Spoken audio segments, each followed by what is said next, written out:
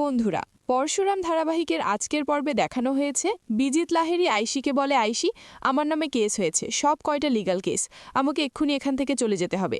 তোমার কাছে দুইটা অপশন আছে, হয় আমি এখন তোমার সিঁথিতে সিঁদুর দিয়ে তোমাকে এখান থেকে নিয়ে যাব, আর নইলে আমি একাই এখন এখান থেকে চলে যাব। আইশি, সারা জীবনের জন্য আমাদের সম্পর্ক এখানেই শেষ হয়ে যাবে। বিজিতের কথা শুনে আইশি অঝরে কাঁদতে থাকে। অন্যদিকে আইশির মা বিজিতকে বলে, এটা কি করে হয় বাবা, এভাবে কি কখনো বিয়ে হয় নাকি? তুমি সিঁদুর পরাবে আর আমার মেয়ে তোমার সাথে চলে যাবে? প্রাচী বলে, বুঝতে চেষ্টা করো, এভাবে বিয়ে হয় না। বিজিত বলে, ঠিক আছে, তবে আমি একাই চলে যাচ্ছি। এই বলে বিজিত যেতে চাইলেই বাবিন বিজিতের হাত টেনে ধরে। বাবিন বলে, কোথায় যাচ্ছ তুমি? হ্যাঁ, কোথায় যাবে তুমি? একবার মেয়েটার দিকে তাকাও, দুদিন ধরে মেয়েটা কেঁদে যাচ্ছে। বিয়ের আসরে কতটা অপমান সহ্য করতে হয়েছে ওকে, বোঝো তুমি সেটা? আমাদের বাড়ির মেয়ে লগ্নভ্রষ্টা হয়েছে, তখনই সেখানে আসে ভানু। ভানু এসে বলে, যতই লগ্নভ্রষ্টা হোক, ওসব লগ্নভ্রষ্টায় কিচ্ছু যায় আসে না, কিন্তু এইভাবে ও আইশিকে নিয়ে যেতে পারে না। শোনো বিজিত, তোমাকে হয় শাস্ত্র অনুযায়ী আইশিকে বিয়ে করতে হবে, আর নইলে রেজিস্ট্রি বিয়ে করতে হবে, এছাড়া আর অন্য কোনো অপশন নেই। তখনই সেখানে আসে নন্দিনী। নন্দিনী এসে বিজিতকে বলে, এত কিসের তাড়া তোমার? হ্যাঁ, এত কিসের তাড়া? কোথায় যাবে তুমি? শুনলাম তোমার কোম্পানির হেড অফিসে নাকি ঝামেলা চলছে, তো তোমার কোম্পানির হেড অফিস কোথায়? আবুধাবি নাকি সিঙ্গাপুর? কি হলো, উত্তর দাও। কি কাজ করো তুমি? হ্যাঁ, কি তোমার প্রফেশন? কিসের কোম্পানি তোমার? আইশি, কি জানিস বিজিতের কিসের কোম্পানি? তখনই বিজিত বলে, আমি কি কাজ করি সেটা না হয় এখানকার কেউ জানে না, কিন্তু জিৎ মুখার্জি, সত্যজিৎ মুখার্জি, তারা কি কাজ করে, তাদের কিসের কোম্পানি, সেটা কি কেউ জানে? এই মুখার্জি বাড়ি যে টাকাগুলো আসে, সেই টাকাগুলো কোথা থেকে আসে, কেউ কি সেটা জানে? সেই টাকাগুলোই বিজিত লাহিড়ীর কাছ থেকে আসে। সত্যজিৎ মুখার্জি, জিৎ মুখার্জি হলো আমার চাকর, বুঝতে পেরেছ? ওরা আমার চাকর। তখনই নন্দিনী বলে, চুপ, একদম চুপ, অসভ্যের মতন কথা বলবে না। বিজিত লাহিড়ী আইশিকে বলে, দেখো আইশি, আমার যা বলার আমি বলেছি, এবার তুমি সিদ্ধান্ত নাও, তুমি কি করবে? তুমি কি আমার সাথে যাবে, নাকি আমি একাই চলে যাব? তখনই আইশি বলে, বিজিত, বিজিত তুমি দাঁড়াও, আমি আসছি। এই বলে আইশি নিজের ঘরে চলে যায়, এক ছুটে চলে যায়। বিজিত আইশির জন্য অপেক্ষা করতে থাকে। কিছু সময় পরে আইশে ফিরে আসে, হাতে সিঁদুর কৌটো নিয়ে। আইশিকে দেখে সবাই বলতে থাকে, আইশি এমনটা করিস না কিন্তু। কিন্তু না, আইশি কারো কোনো কথাই শুনতে চায় না। সে বিজিতকে বলে, সিঁদুর পরিয়ে দাও।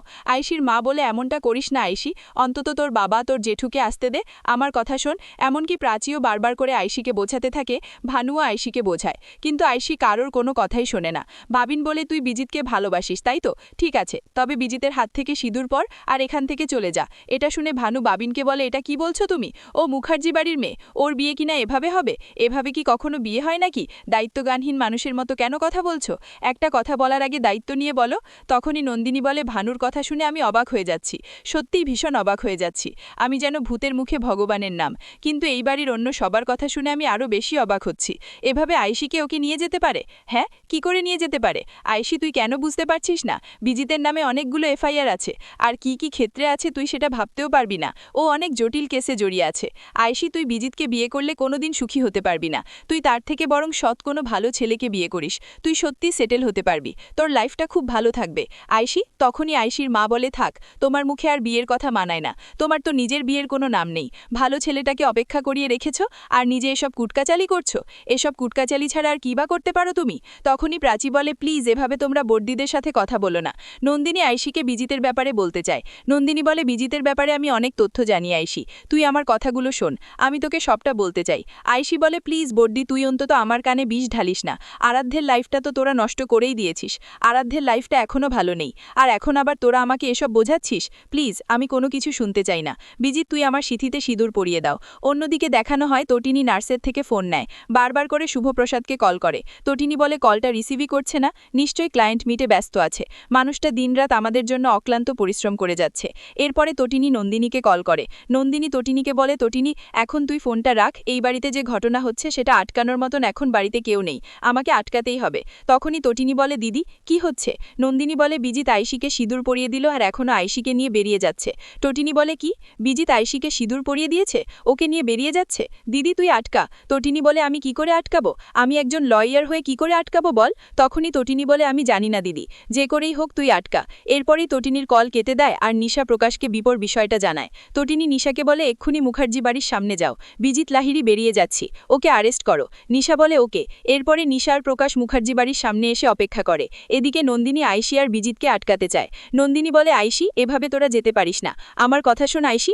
আইসি তখন নন্দিনীকে ধাক্কা দিলে নন্দিনী আইসিকে সপাটে চড় মারে। আইসি তবুও থামে না, বিজিতকে বলে চলো। এরপরই বিজিতের হাত ধরে গাড়ি করে চলে যায়, আর নিশা সেই গাড়িকে ফলো করে। এরপর দেখানো হয় ডক্টর টনির কেবিনে এসেছে। ডক্টর টনিকে বলে, আপনার একটি অপারেশন করা হবে। টনি বলে, অপারেশনে কেমন খরচ আসবে ডক্টর? তখনই ডক্টর জানে সেটা তো হসপিটাল কর্তৃপক্ষই বলতে পারবে। তবে হ্যাঁ, এই অপারেশনের বাঠের বড় বিষয়টা আমি আপনার সাথে ডিসকাস করতে এসেছি। টনি বলে, আচ্ছা, এই অপারেশনের পরে আমি সুস্থ স্বাভাবিক জীবনে ফিরতে পারবো তো? ডক্টর বলেন, হ্যাঁ, আপনি পারবেন। তো আপনি তো একজন হাউসওয়াইফ, রান্না করা, বাসন মাজা, সংসারে যাবতীয় কাজই করতে পারবেন।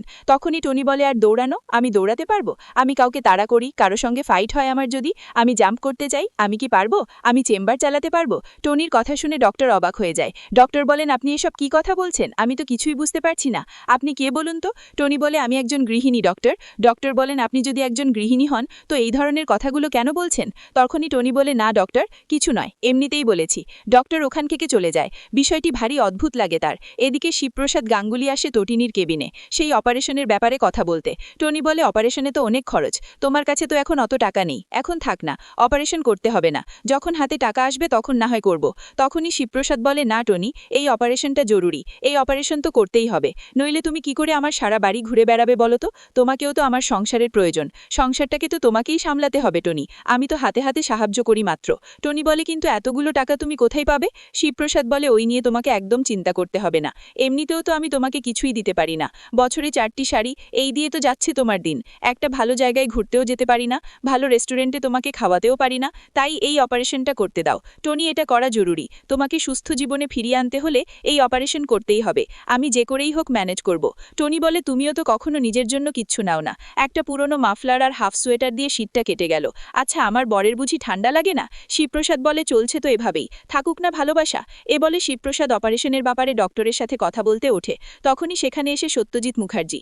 সত্যজিৎ মুখার্জি এসে শিবপ্রসাদকে বলে, তোমার মতন দায়িত্বজ্ঞানহীন ছেলে আমি আর দুটো দেখিনি, আমার মেয়ের এত বড় দুর্ঘটনা ঘটেছে আর তুমি আমাকে একবারও জানানোর প্রয়োজন মনে করনি, কেন বলো তো? আর এটা কি নার্সিং হোম? হ্যাঁ, এই রকম হসপিটালে তো আমার বাড়ির কাজের লোকেরাও ভর্তি হয় না, আর তুমি কিনা সত্যজিৎ মুখার্জির মেয়েকে এখানে ভর্তি করিয়েছ? আজই টনিকে এখান থেকে নিয়ে যাব, এর চাইতে আরও ভালো, হাজার গুণে ভালো হসপিটাল আমার মেয়ে থাকবে, তাকে বড় ডক্টর দেখবে, আমার মেয়ের চিকিৎসার যাবতীয় খরচ আমি দেব।